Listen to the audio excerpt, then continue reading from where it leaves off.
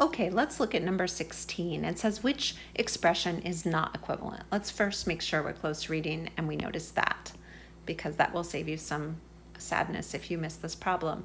So now you're going to have to use some kind of either logical thinking or you're going to have to multiply them all out.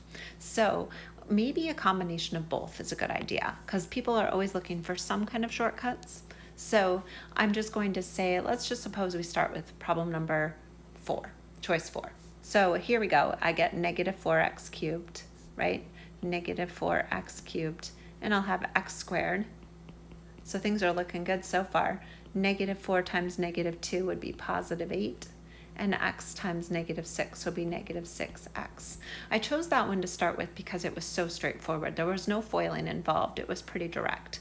So I end up and I say, well, that sure looks exactly like the one up there, so it is equivalent, so we'll rule it out. I'm going to go and I'm going to choose choice 2 next.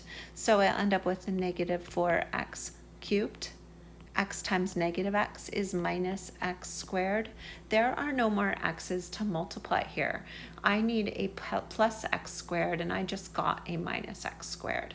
Now I can take it to the end if I want to. I could have plus 6x and plus 8. Oops, sorry, there's no multiplication there. It's just plus 8 off to the end.